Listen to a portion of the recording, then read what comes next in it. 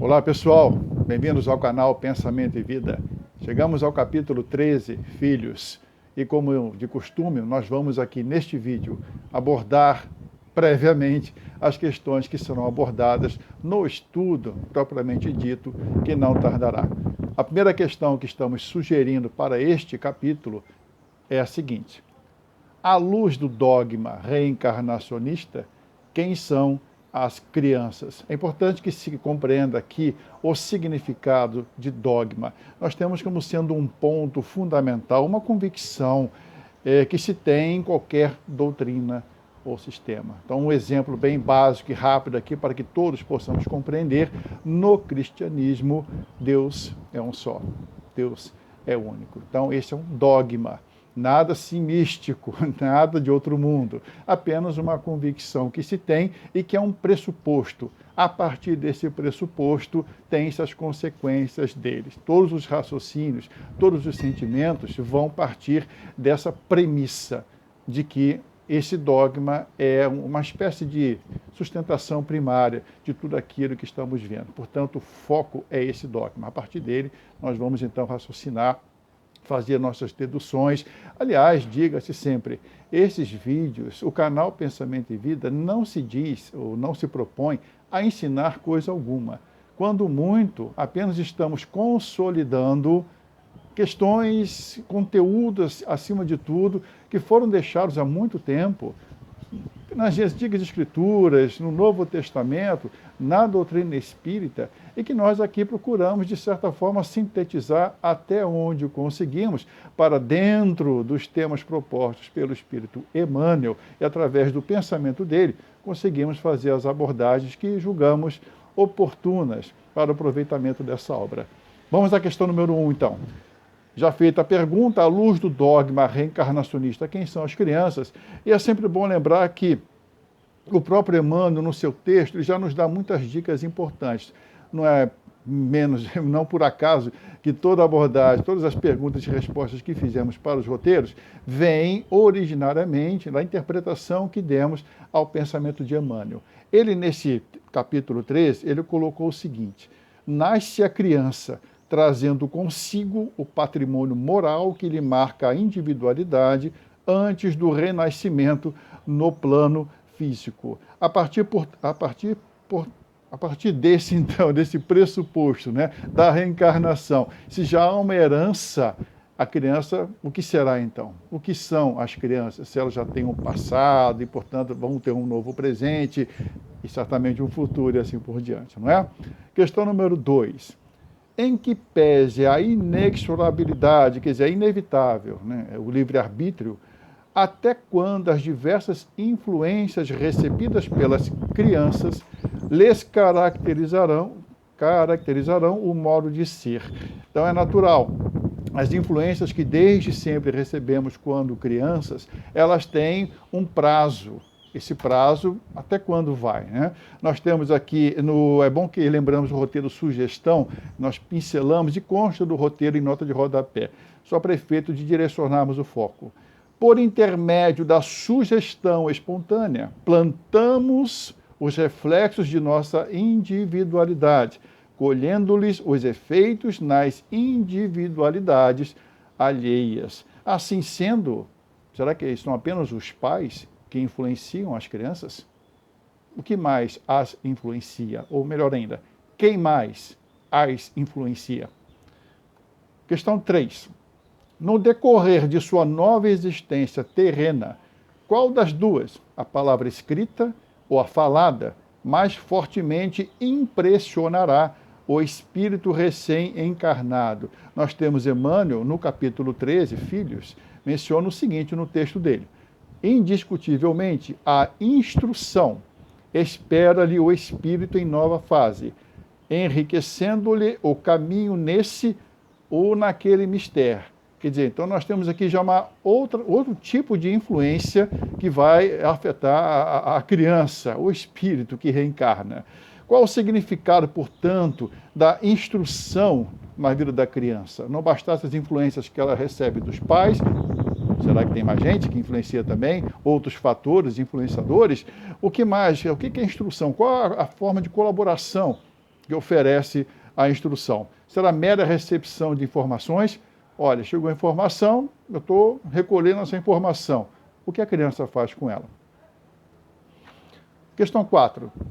Como os conteúdos morais e intelectuais oferecidos na infância, portanto, questões morais, os exemplos e assim por diante. Eu não posso falar muito não, senão vai dar spoiler. Intelectuais, não só em termos de instrução, mas em termos dos intelectos, das inteligências que nos cercam. Oferecidos na infância poderão um dia ser úteis aos que os receberam. Ora, se esses conteúdos são oferecidos, de que forma que vão poder ser úteis àqueles que hoje são crianças? Então, nós temos aqui, Emmanuel, no capítulo 13, apenas uma parte do texto que ele nos deixou.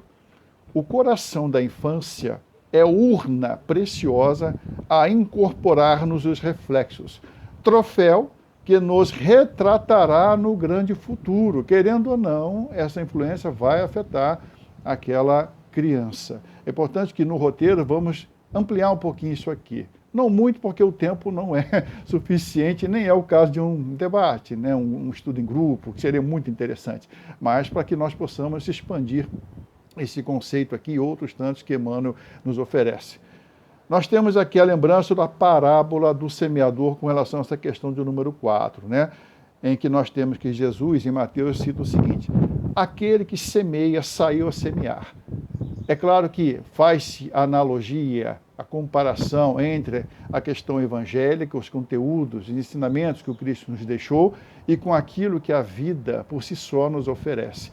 E que aqueles que são pais, tutores, que, portanto, têm responsabilidade com outros, que se lhes aproximam, é importante que façamos essa analogia, até porque o próprio Evangelho é a vida, é aquele que dá a vida em abundância, contanto que bem compreendido e seguido. Qual, portanto, a relação que podemos fazer entre a parábola do semeador e aquilo que os tutores e pais semeiam também? Questão 5. Quais são as virtudes que pais e tutores devem transmitir aos que estão sob os seus cuidados? E aqui é importantíssimo se diga, gente, não vai nenhuma dica miraculosa, nenhuma fórmula mágica aqui para a educação de nossos filhos, até porque cada indivíduo é único. Por isso que todos estamos onde devemos estar, como veremos no roteiro, e a própria vida se encarrega de nos mostrar isso. Tá? Importante, então, que a proposta, repetimos aqui, destes roteiros, ou desse estudo, é divulgarmos conteúdos para reflexão e eventual aplicação conforme o entendimento do interessado. Tá bom, gente? Por falar em reflexão, por falar em divulgação de conteúdos, vamos aqui lembrar Jesus no Evangelho de João, que ele diz o seguinte: importa que façamos as obras daquele que me enviou, enquanto é dia, porque vem a noite, quando ninguém pode trabalhar. Claro, uma figura de expressão aqui, mas durante o dia as coisas são mais fáceis. À noite, além de estarmos mais cansados, tudo é mais difícil. Então, acho que já conseguimos direcionar o raciocínio para a questão número 5, repetindo a 5. Quais são as virtudes que pais e tutores devem transmitir aos que estão sob os seus cuidados? Questão 6 agora.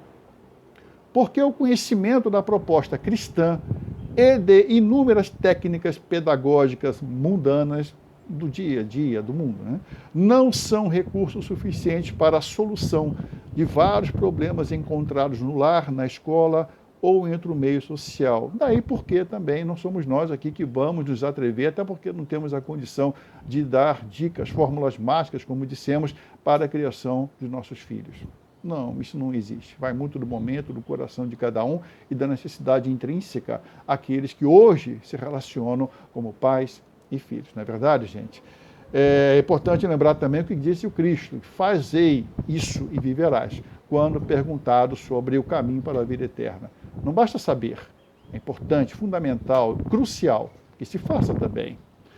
Nós temos aqui no roteiro trabalho, no texto, portanto, de capítulo anterior a esse, que é o capítulo 13, mas no capítulo trabalho, nós temos que Emmanuel nos deixou essa dica que vale também para outros tantos roteiros e para a nossa vida.